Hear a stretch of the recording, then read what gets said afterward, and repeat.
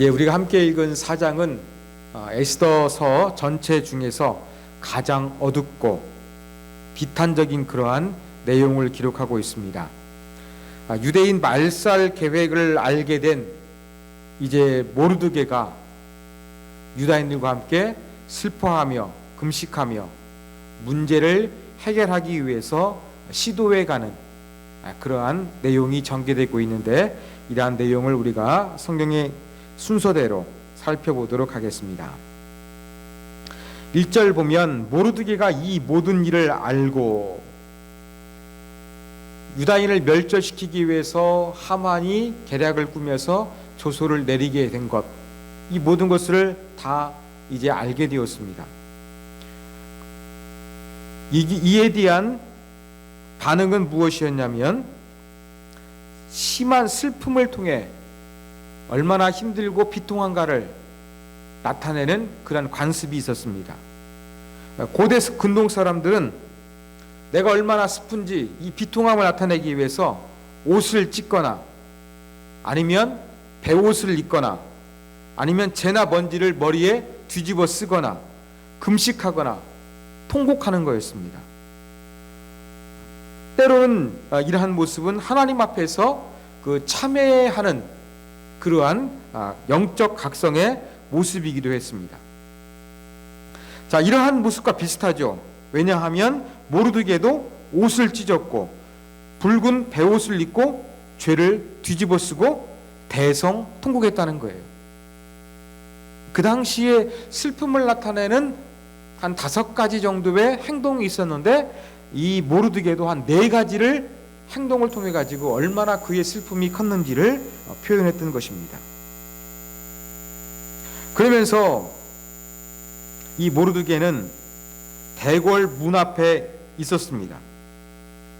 제가 말씀드린 대로 모르드게가 어떤 직책을 가지고 있었는가 정확하게 알 수는 없지만, 이 에스더서 전체 맥락을 통해서는 아마 모르드게가 이 성문 출입을 담당하는 그러한 일을 감당했을 것으로 우리는 그렇게 추정해 볼 수가 있습니다.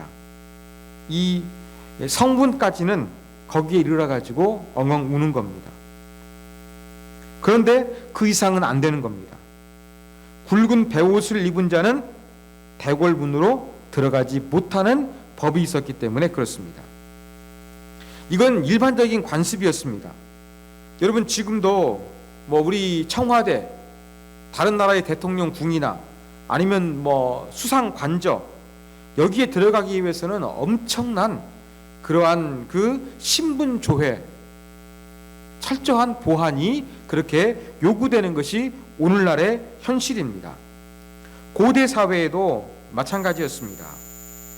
특별히 이 베옷을 입은 사람, 이 죽음의 그림자가 있는데 이 베옷을 입고 슬퍼하는, 죽은 자를 애도하는 사람의 모습을 가지고서 왕이 있는 왕궁으로 들어간다는 것은 허락되지 않는 그러한 법이었습니다.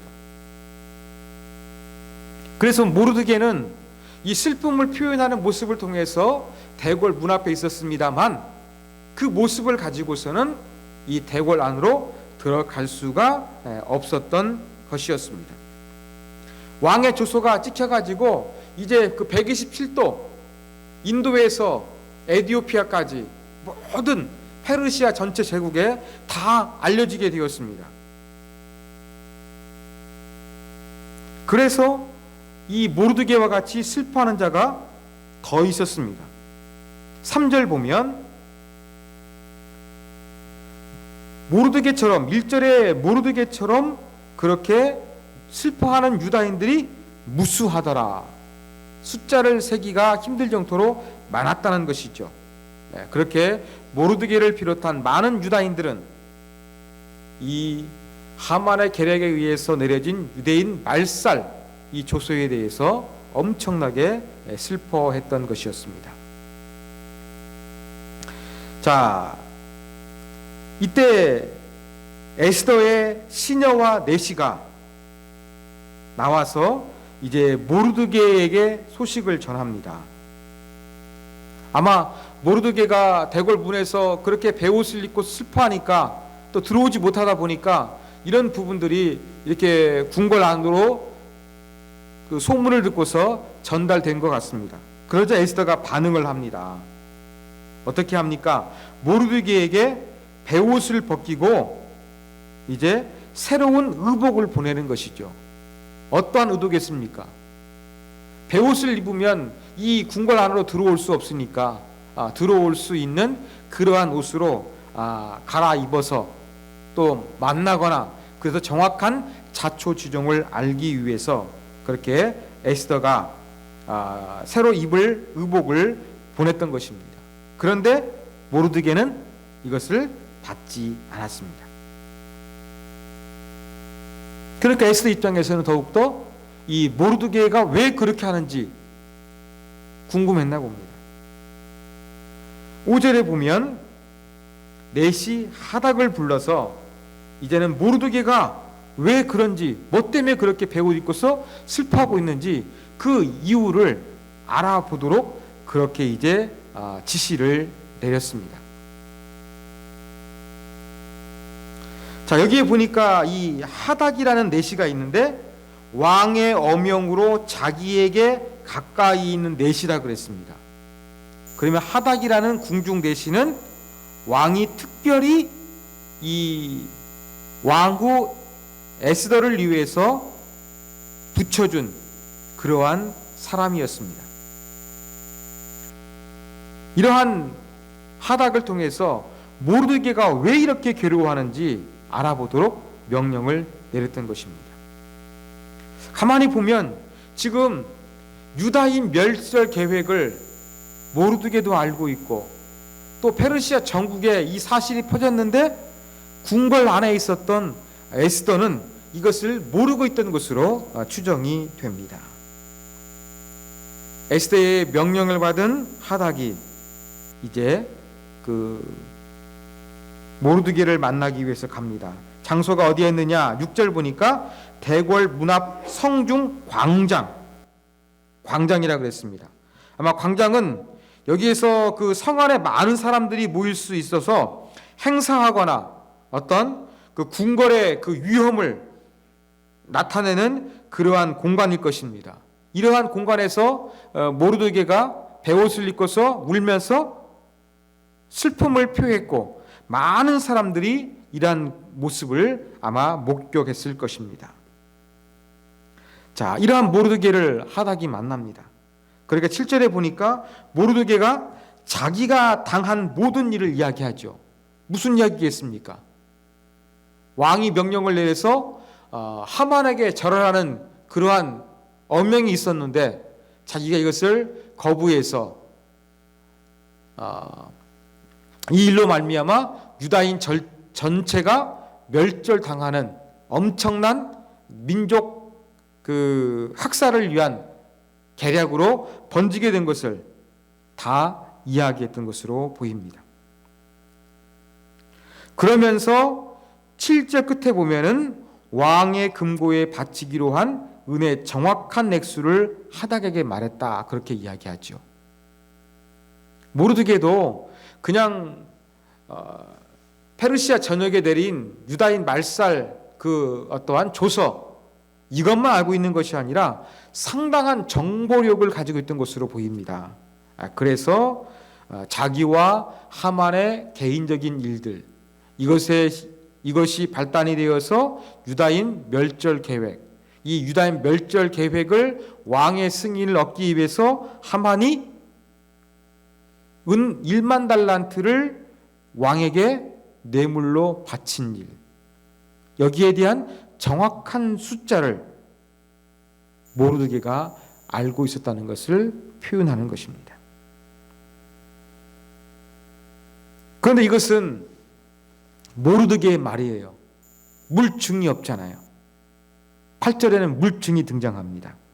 그러니까 유다인을 진멸하라는 이 왕의 그 조소, 이 조소에 대한 초본을 에스더에게 증거물로 갖다 보여주라는 것이죠. 내가 왜 이렇게 슬퍼하는지 내 말로만 전할 것이 아니라 여기 이러한 증거가 있다. 왕이 직인을 찍어서 내린 엄청난 슬퍼해야 될 일이 있다. 이 증거물을 하닥에게 보여줘서 에스더에게 볼 수 있도록 그렇게 부탁하는 모습을 보여주고 있습니다. 그러면서 하는 말이 이제 에스더가 왕에게 나아가서 민족을 구하기 위해서 한번 앞장서라. 뭔가 행하라. 이러한 전가를 하닥을 통해서 모르드게가 전달했던 것으로 보입니다. 자, 이러한 계획을 전달했는데 여러분, 하닥이란 사람이 어떤 사람이었을까요? 믿을 만한 사람이었을까요? 이 사람이 어떤 사람이었는지 우리는 성경에 통해서 정보는 알 수가 없어요. 근데 한 가지 분명한 것은 지금 에스더와 모르드게 사이에서 왔다 갔다 하면서 두 사람 사이에 정보를 전달해주는 메신저 역할을 하닥이 하고 있는 거예요. 근데 하닥이 나쁜 의도를 가지고서 그 두 사람 사이에서 말을 엉뚱하게 전달하게 되면 어떻게 되겠습니까? 제대로 의사소통이 이루어지지 않겠죠. 뿐만 아니라 더 위험한 것은 무엇이냐? 하닥이 모르드게와 에스더 사이에서 오가는 대화의 내용을 다른 사람에게 누설해서 알려서 더 큰 정치적인 곤란함으로 빠뜨릴 수 있는 가능성도 얼마든지 있었습니다. 그런데 하닥이란 사람은 아주 충실하게 모르드게와 에스더 사이에서의 그 메신저 역할을 잘 감당하는 모습으로 이렇게 성경은 묘사하고 있습니다. 자, 하닥이 돌아와서 모르드게를 만나서 들었던 이야기, 또 증거물 전부 다 에스더에게 알렸습니다. 그렇게 에스더가 이제 다시 반응을 하지요. 하닥을 통해서 반응을 합니다. 11절의 내용이죠. 초점은 바로 무엇이냐? 모르드게가 슬퍼하는 내용은 이제 알았어요. 이 유다인 멸절 계획이 있는데 이것을 저지하기 위해서 에스더가 왕에게 나아가서 한번 간청을 드려보라. 뭔가 역할을 해라. 이 메시지를 줬거든요. 그러니까 여기에 대한 에스더의 반응이 11절에 기록되어 있습니다. 뭘 이야기하고 있느냐? 고대 사회에서는 왕에게 함부로 먼저 나갈 수가 없었습니다. 지금도 마찬가지지요. 여러분들이 청와대 가서 지금 대통령 만나겠다고 하면 만나줍니까? 아니죠. 어떻게 하겠습니까? 먼저 내가 대통령 만나고 싶다. 청와대에게 알려야겠죠. 청와대 내부에서 허락이 돼야지, 결재가 떨어져야지 내가 만날 수가 있겠죠. 지금도 그러한데 고대 사회는 어떻겠습니까? 고대 사회는 더욱더 삼엄한 경비와 절차가 있었습니다. 잘못하면 왕이 죽으니까요. 어느 시대나 이 동서고금을 막론하고 최고 통치자를 만나는 절차는 엄격하고 까다롭습니다. 특별히 이 고대 사회는 왕은 절대 군주였어요. 그래서 왕이든 남자든 여자든 왕이 부르지도 않았는데 먼저 왕 앞에 나아간다? 이것은 엄청난 모험을 감수해야만 했습니다. 기본적으로는 갑자기 왕에게 남자가 됐든 여자가 됐든지 간에 갑자기 왕에 나타나게 되면 죽이는 게 일반적인 거예요. 근데 예외 규정이 있었어요. 왕이 여기 보면 금규라고 되어 있는 게 있어요. 금규. 규는 뭐냐면 쉽게 말해서 지팡이에요. 금으로 된 지팡이. 이 왕이 그 금 지팡이를 가지고 있었는데 이것을 가지고서 살려줘라, 내버려둬라, 이런 사인을 보내게 되면 그 사람은 그때만 죽지 않고 나머지는 전부 다 갑자기 왕 앞에 나타나게 되면 남녀를 불문하고 죽임을 당하는 것이 당시의 일반적인 관습이었습니다. 에스더가 말한 대로 이것은 페르시아 전 국민이 알고 있는 그러한 일반적인 법이었어요.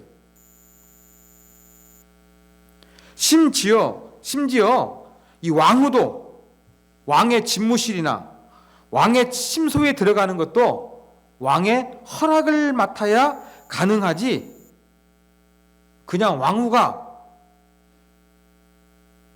나타나면 이것도 죽음을 자초하는 것이었습니다. 그런데 왕이 불러야 만날 수 있는 이것이 바로 그 당시의 궁궐의 페르시아의 법이었는데, 이것을 에스더가 지금 모르드게의 말을 순종하려고 하면 어겨야 되는 거예요. 또 시기적으로도 어떤 상황이었느냐, 지금 왕이 에스더를 만나주지 않은 지가 얼마나 되었느냐, 30일이 됐대요. 한 달 동안 이 페르시아 왕은 에스더를 만나지 않았던 것입니다. 어쩌면 왕이 한 달 동안 찾지 않으면 여인네들은 불안할 수 있어요. 더 이상 왕이 나를 별로 보고 싶어 하지 않은가 보다. 나에 대한 호감과 매력을 느끼는 애정이 식었나 보다. 이러한 생각하기에 충분한 그런 시간이었어요. 이런 가운데 갑자기 에스더가 왕이 앞에 나타나다 보면 어떻게 되겠습니까? 죽임을 당한 가능성이 크겠죠. 이게 바로 에스더의 생각이었습니다. 이런 자기의 상황을 이야기한 거예요. 모르드게가 알다시피 왕에게 나가는 것은 허락을 맡아야 되고, 허락 없이 나가면 죽임을 당하게 된다. 내가 나가고 싶어도 왕을 만난 지 30일 이상 되어가지고 자칫 잘못하면 죽임을 당할 가능성이 높아서 그 일은 쉽지 않을 것이다. 나는 그러한 에스더의 의견을 이 하닥을 통해서 모르드게에게 전달했습니다. 다시 또 이제 모르드게가 하닥을 시켜가지고 에스더에게 또 이야기하죠. 너는 왕 중에 있으니 모든 유다인 중에 홀로 목숨을 건지리라 생각하지 말라. 에스더는 지금 신분이 왕의 부인이에요. 왕후예요. 그러니까 이 페르시아 전역에 있는 유다인이 죽임을 당한다 할지라도 왕후라는 그러한 신분에 의해서 나는 목숨을 건질 수 있을 것이라고, 그렇게 생각하지 말라고 지금 모르드게가 이야기하고 있는 것입니다.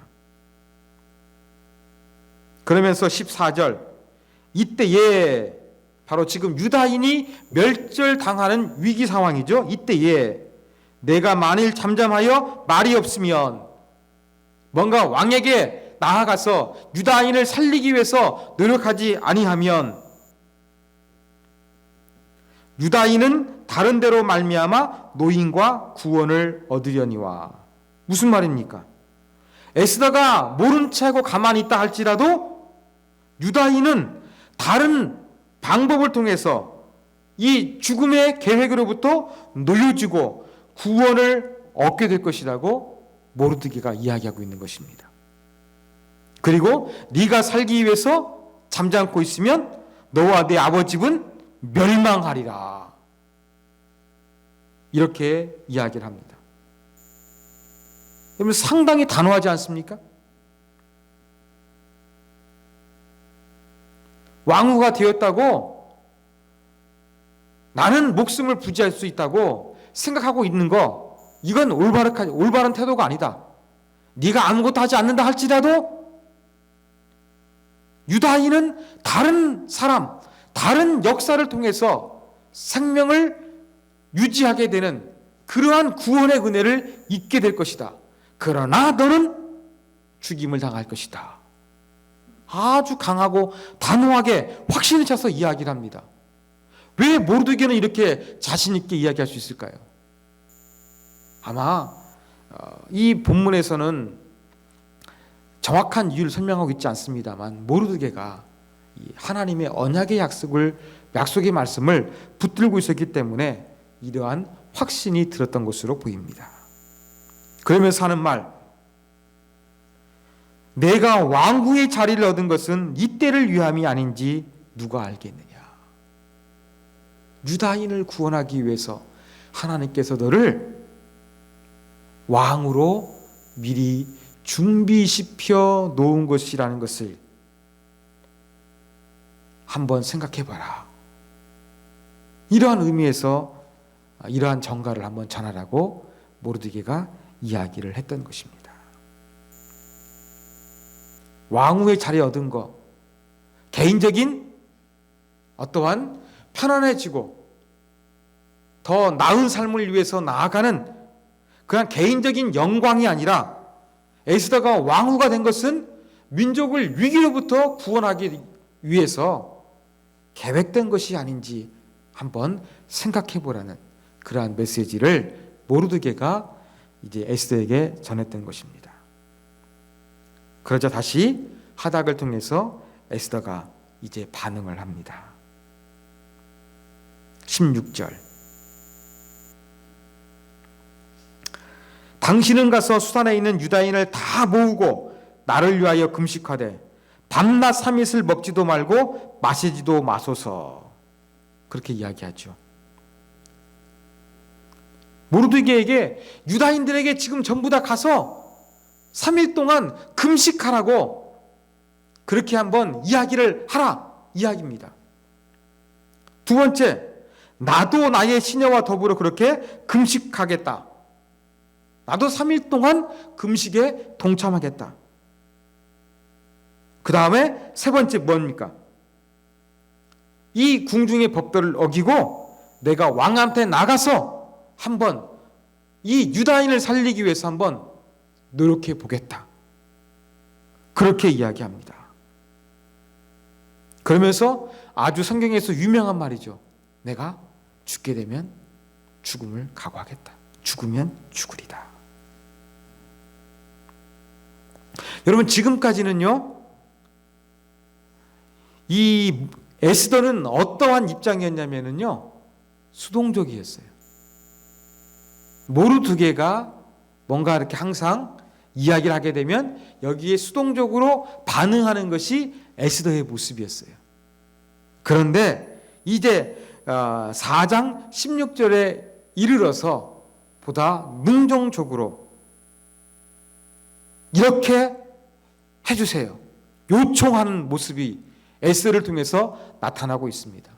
뜻이 세워지니까 이제 자기가 어떻게 할 것인가, 자기의 계획에 대해서 기도를 요청하게 되는 그러한 내용으로서 에스더가 반응하는 것이죠. 그리고 17절, 모르드게가 에스더가 명령한 대로, 여러분 여기 중요한 단어죠. 명령. 지금까지 에스더는 모르드게에게 명령을 받았는데 이제는 에스더가 모르드게에게 내가 죽음을 각오하고 왕에게 나아가겠습니다. 이것이 잘 되도록 나도 금식할 테니까 당신도 수상궁에 있는 유다인들 다 모아놓고 금식해 주십시오. 이 명령을 이제 내렸고 여기에 대해서 모르드게가 이제 다 실행하는 그러한 내용으로서 에스더 4장이 끝이 나고 있습니다. 자, 이러한 내용을 통해서 우리가 얻을 수 있는 교훈점 몇 가지를 살펴보겠습니다. 첫 번째 교훈입니다. 여러분, 우리는 사명을 발견하게 하면 담대해야 한다는 교훈점을 발견하게 됩니다. 자, 제가 말씀드렸죠? 에스더는 지금까지 수동적이었는데 네가 이 왕후가 된 것은 이렇게 유다인을 구원해내기 위해서 하나님이 이미 예비시키신 것은 아닐까? 이런 얘기를 듣고 나가지고 에스더가 생각을 많이 하고 묵상했던 것으로 보입니다. 기도했던 것으로 보입니다. 그러면서 이제 모르드게에 뭘 부탁합니까? 내가 죽음을 강호하고 왕에 나갈 테니까 나를 위해 금식 기도해달라. 이걸 요청하고 있는 거예요. 담대해지고 있는 것입니다.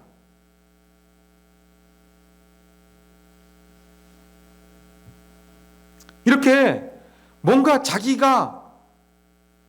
자기에게 주어진 사명을 발견하게 될 때 이 에스더는 완전히 달라지게 되었어요. 지금 사장을 시작할 때에는 모르드게가 베옷을 입고 슬퍼하니까 왜 우는지도 몰랐잖아요. 그랬는데 자초지종을 알았어요. 이러한 유다인 멸절 계획 가운데서 내가 어떤 역할을 할 수 있을 것인가, 이 모르드게를 통해 가지고 힌트를 얻었어요. 그러면서 내가 해야 될 사명을 발견하고 이걸 나가기 위해서 아주 담대하게 변하게 된 에스더의 모습을 우리가 오늘 본문을 통해서 발견할 수가 있습니다.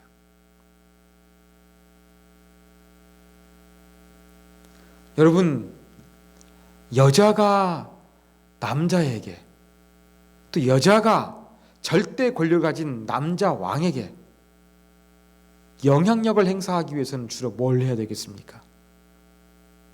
미인계를 많이 쓰지 않습니까? 그렇다고 한다 그러면 여러분, 지금 에스더가 왕에게 나아갈 때에 어떤 모습이어야 될까요? 더 매력적이고 더 예뻐 보여야 되지 않을까요? 그러면 더욱더 매력적이고 예뻐 보이는데 금식이 도움이 될까요? 도움이 안 될까요? 도움이 안 되죠. 초췌해 보이니까요. 그러면 지금 에스더가 이 왕에게 나아가려고 하는데 미모를 가지고서 승부를 걸려고 하는 것이 아니라 무엇을 가지고 승부를 보려고 하고 있는 거예요? 기도라는 걸 통해서 영적인 것을 가지고서 영적인 힘에 의해서 한번 승부를 보기 위해서 결심한 사람이 누구였느냐? 바로 에스더였다는 것을 알 수가 있습니다. 여러분, 이렇게 에스더처럼 내가 어떠한 일을 해야 될 것인가? 하나님은 나에게 어떠한 것을 맡기셨는가? 여기에 대해서 분명한 확신과 깨달음과 이 자각력이 생기게 되면 에스더처럼 담대해지는 그런 모습이 우리 가운데 있어야 되겠습니다. 하나님이 우리에게 주신 그 사명을 감당하고 그 사명을 통해서 하나님의 계획을 이루기 위해서는 에스더처럼 담대해지는 모습이 저와 여러분에게도 있어야 한다는 이 교훈점을 우리가 에스더를 통해서 발견해 볼 수가 있습니다. 죽음을 두려워하지 않고 나아갑니다. 여러분, 한번 모르드게의 말을 들은 에스더의 입장에서 한번 생각해 보십시오. 이래저래 제가 볼 때에 에스더는요, 별로 남는 것이 없는 그러한 상태였어요. 자, 왕에게 자기가 안 나가요. 자기가 유다인이라는 거 신부고 그냥 가만히 침묵을 지켜버려요. 그러면 에스더는 자기의 생명은 부지하겠죠. 그렇지만 유다인들은 다 알고 있어요. 에스더가 어느 민족 사람인지. 그러면 민족의 배신자로 낙인 찍힐 것입니다. 그런데 왕에게 나아가기로, 페르시아 법을 어기기로 결심을 해요. 그러면 죽을 가능성이 높아요.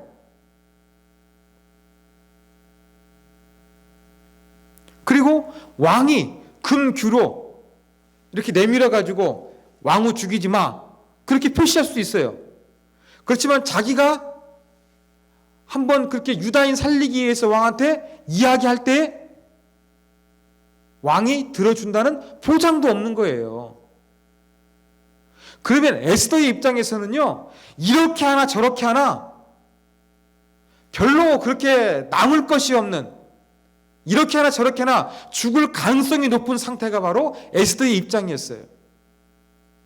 그렇지만 바로 이 유다인이 멸절당할 이 위기의 순간, 혹시 하나님께서 나를 한번 사용하기 위해서 이러한 직위를 허락하셨는가 묵상하게 되었고 기도하게 되었고 자기에게 주신 사명을 깨닫게 되었을 때 에스더는 담대한 사람으로 바뀌게 되었던 것입니다. 죽음을 두려워하지 않는 사람으로 달라지게 되었던 것입니다. 사랑하는 여러분, 저와 여러분도 에스더처럼 하나님이 주신 사명을 감당하는, 발견하는 자가 되었으면 좋겠습니다. 그 사명을 알았을 때는 에스더처럼 강한 사람으로 그 뜻을 이루기 위해서 주님께 죽으면 죽으리라 하면서 우리 자신을 드릴 수 있는 사람으로 바뀔 수 있는 우리 모두가 되어야 한다는 도전을 에스더를 통해서 우리가 배우게 되는 것입니다. 자, 두 번째 교훈입니다. 모르드게를 통해서 우리는 진정한 사랑은 무엇인가를 우리는 분명히 깨달아야 합니다. 무슨 말이냐? 제가 에스더를 강의하면서 어떻게 말씀드렸습니까? 모르드게와 에스더는 친척간이었어요.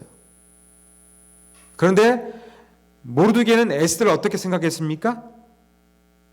2장 15절에 보면 모르드게는 이 부모가 전부 다 이렇게 세상을 떠나버린 이 에스더를 딸처럼 여겼다고 이야기합니다. 그리고 에스더가 그 왕후의 후보가 되었을 때는 에스더의 근황이 너무 궁금해가지고 후궁 군처를 서성거렸던 사람이 누구였느냐? 바로 모르드게였습니다. 자, 이러한 성경에 대한 근거로 인해 가지고 제가 어떻게 말씀을 드렸냐면 모르드게는 에스더를 진심으로 사랑했다고 말씀을 드렸습니다.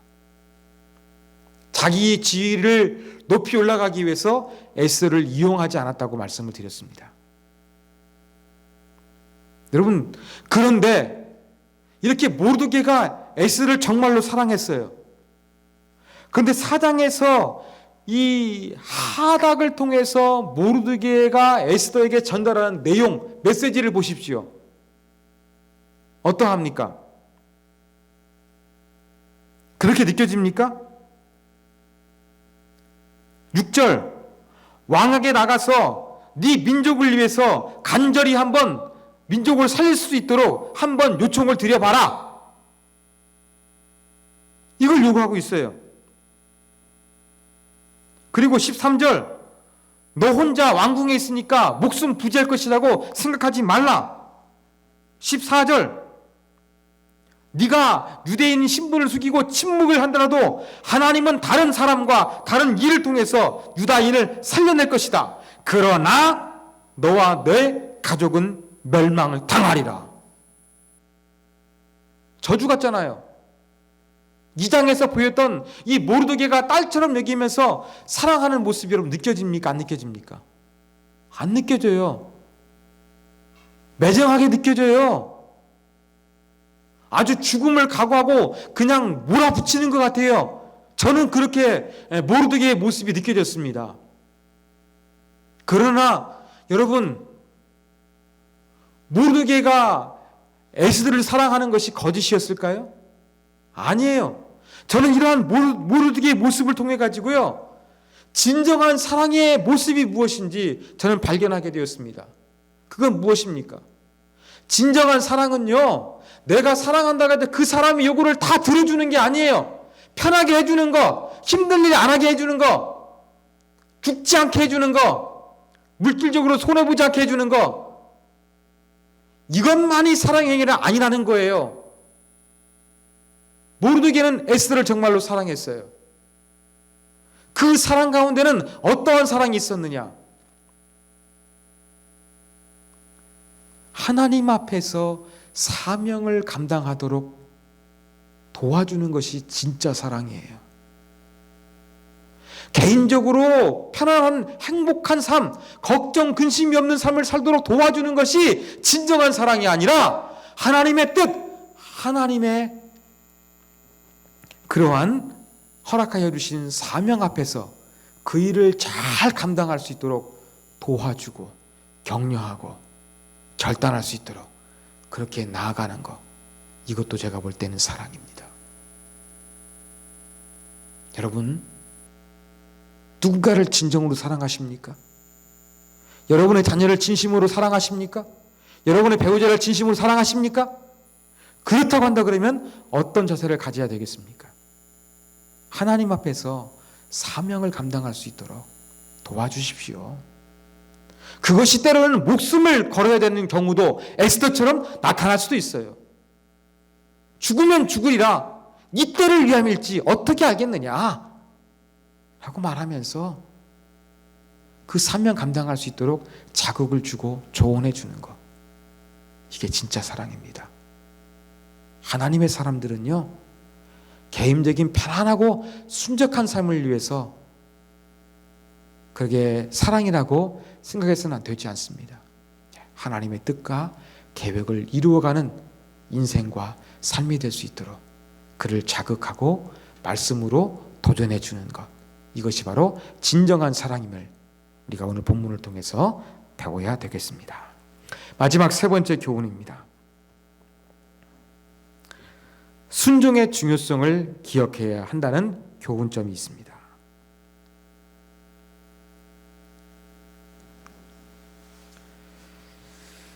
자, 모르드게가 에스더에게 14절 이렇게 말했죠. 네가 유다인인지 신분을 숨기고 침묵을 지키면 유다인은 다른 데로, 다른 사람이나 다른 방편을 통해서 노임과 구원을 얻을 것이다. 그렇게 이야기합니다. 모르드게는 쉽게 말해서 이런 말이에요. 에스더, 네가 나서지 않는다 할지라도 하나님은 어떠한 사람과 어떠한 사건을 통해서든지 유다인을 반드시 위기에서 구출해 내실 것이다. 이렇게 말하고 있는 거예요. 하나님은 우리에게 자유의지를 주셨어요. 우리 로봇으로 만들지 않으셨습니다. 우리 의사를 존중하세요. 그래서 우리는 하나님의 뜻과 계획을 얼마든지 거부할 수가 있는 거예요. 내가 거부하면 하나님의 계획이 안 이루어질까요? 아니에요. 모르드게가 이야기했던 것처럼 다른 데로 말미암아 유다인은 구원 얻을 거예요. 다른 데로 말미암아 하나님의 역사는 이루어지게 될 것이에요. 그런데 이 사명을 우리가 피하게 되면 어떻게 되는 거겠습니까? 우리만 신령한 복을 얻을 수 있는 기회를 놓치게 되는 거예요.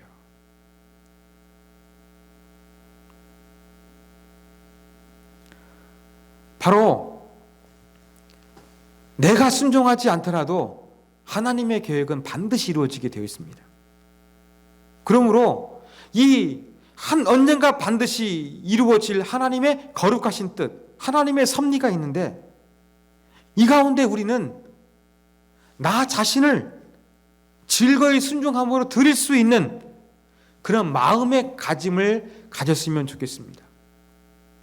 내가 아니라도 하나님의 뜻은 반드시 이루어지지만 내가 순종해서 그 하나님의 아름다운 구원 역사 가운데 내가 쓰임받기를 원한다. 내가 사용되기를 원한다. 하나님, 내가 여기 있사오니 나를 보내소서, 나를 사용하여 주시옵소서, 이렇게 말할 수 있는 순종의 사람이 우리가 되어져야 될 것입니다. 바로 이러한 교훈점을 오늘 그 에스더 4장은 저와 여러분들에게 전해주고 있습니다.